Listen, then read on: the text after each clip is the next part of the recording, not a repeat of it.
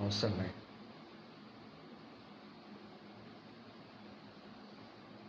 యాత్రలు.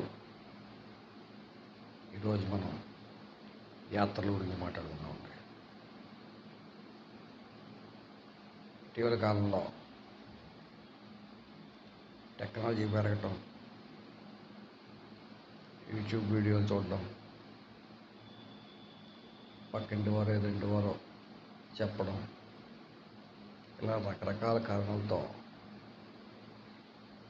టూరిజం బాగా పెరిగింది. యాత్రలు కూడా బాగా పెరిగినాయి. రెండో ఒకటి అనుకోండి. అయితే మనకు పెద్దలు చెప్తూ ఉంటారు, మృత్యు మనం వెన్నంటే ఉంటుందని. కానీ కొన్ని సంఘటనలు చూస్తుంటే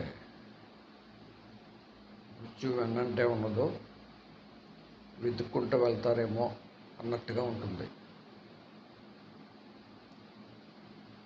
నిన్నగాక మనం జరిగినటువంటి ఈ నేపాల్ వరద ప్రళయంలో వందలాది మంది ప్రాణాలు పోగొట్టుకున్నారు.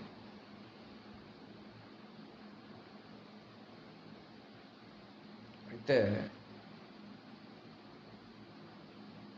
ఈ ప్రాణాలు పోగొట్టుకున్న వాళ్ళలో యాత్రికులైతే కొందరు అక్కడ ఉన్నటువంటి యాత్ర ఏర్పాట్లు చూసే ఉద్యోగులైతే, కార్మికులైతే కొందరు.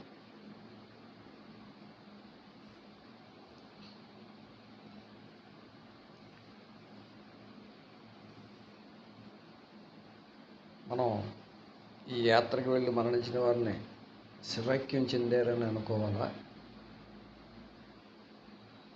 దారుణం జరిగిందని అనుకోవాలా?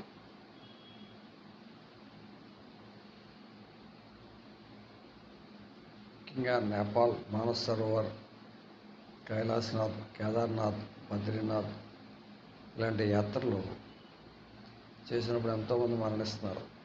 ఇది ఈనాడు కొత్త కాదు. ఇంచుమించుగా ఒక 20 సంవత్సరాల నుంచి మనం ఇలాంటి వార్తలు వింటున్నాం. అయితే అక్కడ దారుణమైన పరిస్థితులు ఉంటాయని, ఎప్పుడేం జరుగుతుందో తెలియదని అన్నీ తెలుసు కూడా ప్రజలు యాత్రలు చేస్తున్నారు. అన్నీ తెలిసే చేస్తున్నారు. ఇందులో వీరి అమాయకత్వం ఏముండదు.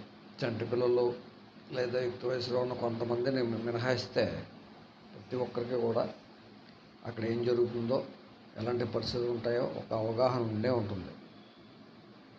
అయినా సరే యాత్రలు చేస్తున్నారు. వారిని మనం ఇలా యాత్రల సందర్భంగా మరణించిన వారిని శివైక్యం చెందారని అనుకోవాలా? మరణించడం దారుణం జరిగింది, పరమేశ్వరుడు తప్పు చేశాడు మా విషయంలోనే అనుకోవాలా? ఎలా భావించాలో అర్థం కాదు. అలాగే చాలా పుణ్యక్షేత్రాలకి ఈ మధ్యన భక్తి పేరుతో యాత్రలు మొదలైనాయి. దీన్ని వేలం వెర్రని కొందరు వ్యాఖ్యానిస్తున్నారు. నాకు తెలిసిన ఒక వ్యక్తి చెప్పాడు, ఒక ఆయన ప్రతి నెల తిరుపతి వెళ్తాడంట, తిరుమల దర్శనం. అంటే ప్రతి నెల ఆయన తిరుమల శ్రీ వెంకటేశ్వర స్వామిని దర్శించుకుంటారు. మనం స్థానికంగా ఉన్న దేవాలయాలకే ప్రతి నెల వెళ్ళలేని పరిస్థితులు ఎంతో మందికి ఉన్నాయి. దాన్ని మీరు కొట్టుపడేయకూడదు. అదేదో బద్ధకమనో, నిర్లక్ష్యమనో, భక్తి లేదనో మాత్రం అనవద్దు. ప్రతి నెల కూడా దేవాలయానికి టెన్షన్గా వెళ్ళలేని పరిస్థితులు ఎంతోమంది ఉన్నాయి. అలాంటి పరిస్థితుల్లో ఆయన ప్రతి నెల శ్రీవారిని దర్శించుకుంటున్నారంటే ఆయన పుణ్యాత్ముడు, అదృష్టవంతుడు అనుకోవాలా, లేకపోతే తెంపరతనం అనుకోవాలా? మిగతా భక్తులకు కూడా అవకాశం ఇవ్వాలి కదండి. ప్రతి ఒక్కరికి ఏదో పలానా చోట పలానా దేవుడు ఉన్నాడు అంటే అక్కడికి వెళ్ళాలి, ఏదో చూడాలనే తాపత్రయం ప్రతి ఒక్కరికి ఉంటుంది. కానీ ప్రతిరోజు వేల మంది అక్కడ పడిగాపులు పడుతుంటే ఈయన ప్రతి నెల దర్శనం చేసుకుంటానంటాం ఎంత మాత్రం కరెక్ట్ అనేది నేను అడుగుతున్నాను.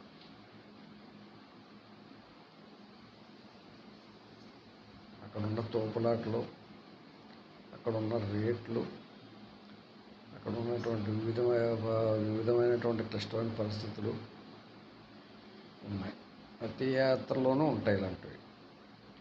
యాత్ర చేయటం మంచిదే, క్షేత్రాన్ని సందర్శించడం, భగవంతుడిని సందర్శించడం మంచిదే. భగవంతుడు అన్ని చోట్ల ఉన్నాడని మనం అనేక పురాణాల్లోనూ భగవద్గీతలోనూ తెలుసుకున్నాం. కానీ భగవంతుడిని వెతుక్కుంటూ వెళ్ళటం అన్నది ఒక వివేకమే. అయితే క్షేత్ర సందర్శన అన్నది మాత్రం కరెక్ట్. క్షేత్రాన్ని సందర్శించవచ్చు, కానీ దానికి ఒక టైము, వెసులుబాటు ఉండాలి. భద్రతా చర్యలు ఉండాలి. అయితే తిరుమల తిరుపతి దేవస్థానాలే కాకుండా ఈ మధ్యకాలంలో తమిళనాడుకు కూడా యాత్రికులు చాలామంది పోటెత్తుతున్నారు. గిరి ప్రదక్షిణ అని, లేకపోతే ఏదో సొరంగంలో దూరటం అని, ఇంకోటేదాను. సొరంగంలో దూరితే పాపాలు పోతాయి, సొరంగంలో దూరిస్తే పాపాలు పోతాయి. నమ్మకం. దీన్ని ఏమనుకోవాలంటే అవివేకం అనుకోవాలా, భక్తి అనుకోవాలా, నమ్మకం అనుకోవాలా, దైవకృప అనుకోవాలా?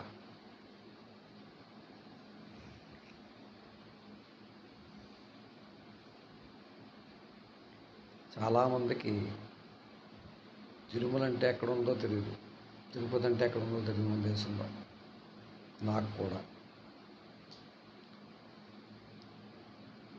ఆ పాపులేషన్ని, అక్కడ ఉన్నటువంటి కొన్ని పొల్యూటెడ్ వాతావరణాన్ని నేను భరించలేకైతే, అందులో ఇమ్మడలేకైతే ఈ రోజుకి కూడా తిరుమల వెళ్ళలేకపోయాను. అంటే ప్రతినిత్యం చాలామంది ఇంక అదే పనిగా వెళ్తుంటే మనకెక్కడ అవకాశం ఉంటుందండి? అందరూ ఒకలా ఉంటారు కదా, అందరి శరీరత్వం ఒకలా ఉండదు, అందరి మనోభావాలు ఒకలా ఉండవు, అందరి యొక్క శుచిశుభ్రతలు ఒకలా ఉండవు. ఎక్కడ పడితే అక్కడ తిని, ఎక్కడ పడితే అక్కడ ఉండేవారికి సులువుగా ఉంటుంది యాత్రలు.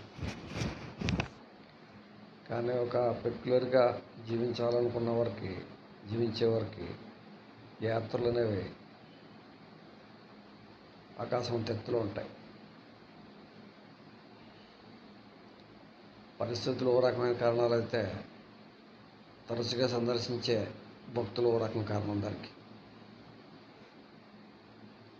అలాగే కొంతమంది సముద్రం బీచ్ అంటున్నారు ఈ మధ్యన. ఏముంటుందండి బీచ్? సముద్రం దూరం నుంచి చూడాలి, సముద్రం లోపలికి వెళ్ళటం ఏంటి? నేను నా పిల్లలకి దగ్గర నుండి చూపించేసి వచ్చేసాను ఒకసారి. ఎవరో చెప్తారు, బళ్ళలోనో, స్కూల్లోనో, కాలేజీల్లోనో, ఇంకో చోట బీచ్కి వెళ్ళాం, అక్కడికి వెళ్ళాం, ఏదో వార్తలు వస్తూ ఉంటాయి. మేము చూడాలనుకుంటారు. చూడాలనుకోవడం తప్పలేదు, కానీ చూసే విధానం బాగుండాలి. మా పిల్లలు ఇంచుమించు 10th 9th అలా చదువుతూ ఉండగా బీచ్ అంటే ఓ రోజు నేను బీచ్కి తీసుకెళ్ళాను. అది వేళలో. అందరూ సాయంకాలం వెళ్తారు, మేము ఉదయం వెళ్ళాం. ఖాళీగా ఉంది, దూరం నుంచే చూడమన్నాను. కనీసం కాళ్ళు కూడా అందులో కడుక్కున్నారో లేదో నాకు తెలియదు, దూరం నుంచి చూసాం. ఆ బీచ్ ఏంటంటే పొల్యూటెడ్ అయిపోయింది బాగా. అక్కడ ఉన్న ఓఎన్జీసీ కార్యకలాపాల వలన అయితే, మరి మిగతా కార్యకలాపాల వలన అయితే వాటర్ అంతా కూడా మడ్డి తేరిపోయి ఉంది, సముద్రంలో నీరు. దూరం నుంచి చూసాం, వచ్చేసాం. ప్రకృతిని మనం మరీ డీప్గా వెళ్ళిపోయి ఆస్వాదించకూడదండి. ప్రకృతిని దూరం నుంచి చూడాలి. సూర్యభగవాన్ని మనం కరెక్ట్గా ఆయన కంటిలో కన్ను పెట్టి మనం చూడగలమా? చూడలేము, కళ్ళు దెబ్బతింటాయి. నెమ్మదిగా అలా వారకంటితో చూసి నమస్కారం పెట్టుకోవాలి, అంతవరకునే. అంతేగాని సూర్యభగవాన్ నేను నేరుగా చూస్తాను, ఆయన దగ్గరికి వెళ్తానంటే అండి, సూర్యభగవాన్ దగ్గరికి వెళ్ళక్కర్లేదండి. గట్టిగా 2-3 గంటలు ఎండలో తిరిగితే చాలండి, ఏ కోల్డ్ డ్రింక్లు జ్యూసులు తాగక్కర్లేకుండా.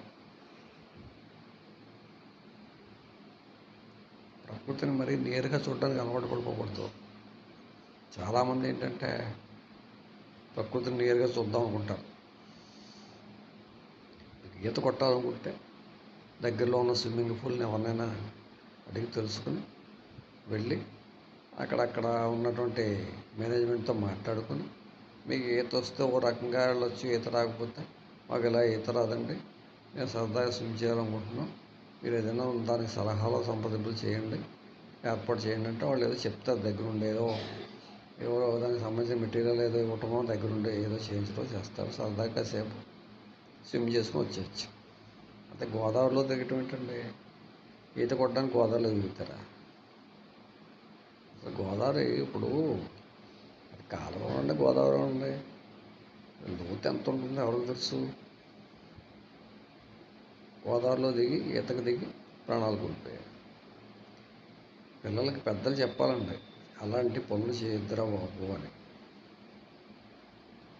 ఒకసారి నేను వేరే ఏదో ప్రాంతంలో ఉన్నప్పుడు మా అబ్బాయి ఎలిమెంటరీ స్కూల్ చదువుతున్న కుర్రాడు ఫ్రెండ్స్ ద్వారా గోదావరి దగ్గరికి వెళ్ళాడని చెప్పేసి హెడ్ మాస్టర్ గారు కౌరమించాడు.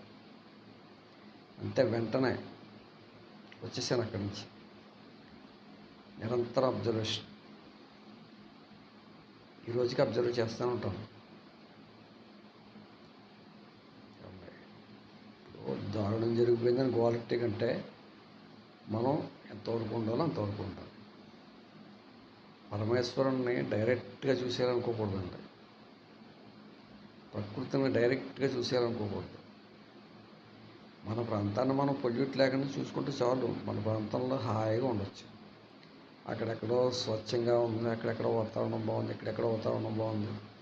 మనం అంతా పెంట వేసేసి మనం నానా చెత్త చెదారం అంతా చేసేసి మన భూమిని కలుషితం చేసేసుకుని మన ఇరుగు పొరుగు వారిని కలుషితం చేసేసి రకరకాల ఏవో పొల్యూట్ చేసేసి, వాటర్ పొల్యూటు, సౌండ్ పొల్యూషను అన్ని రకాల సృష్టించేసి అక్కడెక్కడో ఎత్తుకుంటారు, వెళ్తారా దూర కొండల పని.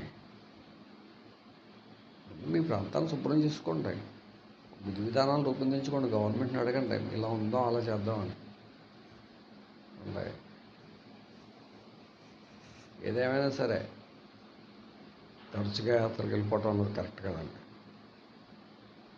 మీరు ఒప్పుకున్నా ఒప్పుకోకపోయినా కూడా చీటికి మట్టికి యాత్రలకు వెళ్ళిపోయాం అని చెప్పడం కరెక్ట్ కాదు. అలాగే కొంతమంది ఉంటారు, వీళ్ళకి పని పాట ఉండదు, ఏదో డబ్బు ఉంటుంది పూర్వోచితం, మేము ఆ యాత్రకి వెళ్ళి వచ్చామండి, ఈ యాత్రకి వెళ్ళి వచ్చామండి అని చెప్పేసి పక్కన వాళ్ళని గిలుతూ ఉంటారు.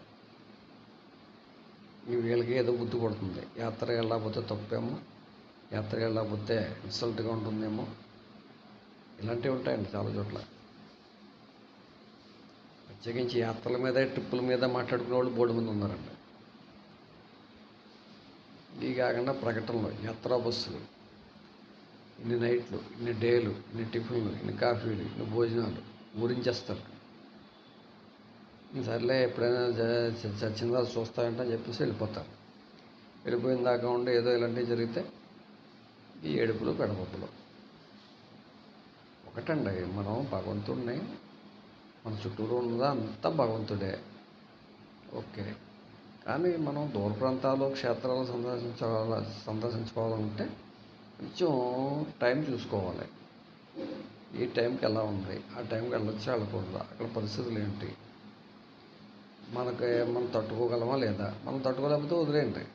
ఇప్పుడు కొంతమంది తట్టుకోలేరు, కొంతమంది భరించగలరు. ఎలాంటి క్లిష్ట పరిస్థితులైనా కొంతమంది భరించగలరు, కొంతమంది భరించలేరు. అలా సున్నితమైన మనోభావం ఉన్నవారు ఎక్కడికి వెళ్ళకూడదు, ఇంటి పట్టున కూర్చోవడం ఉంటుంది. ఉచ్ఛ్వాస నిశ్వాసంలోనే భగవంతుడు ఉన్నప్పుడు ఎక్కడికో వెళ్ళిపోవటం ఏంటండి అర్థం లేకుండా. కోపం తెచ్చుకోవద్దు ఎవరు చెప్పింది అర్థం చేసుకోండి అంతే. రకరకాల వేలమేర్లు పెడతాడు, అక్కడికి వెళ్ళిపోండి ఎక్కడికి వెళ్ళిపోండి, అక్కడ పరమేశ్వరుడు ఉన్నాడు, ఇక్కడ శ్రీమన్నారాయణ ఉన్నాడని. అంతటా పరమేశ్వరుడు ఉన్నాడని చెప్పేసి వేదాలు పోషిస్తుంటే మీరు అక్కడెక్కడికో తిరగటం ఏంటండి. ఎంత తలపోట్లు అండి. కుటుంబాల్లో తలపోట్లు, బంధువర్గంలో తలపోట్లు, గవర్నమెంట్కి తలపోట్లు. ఆలోచించుకుని చేయాలండి ఏ పని చేసినా. ప్రకృతిని మరీ దగ్గరగా చూసేద్దాం అనుకోకూడదు. ఉంటాను.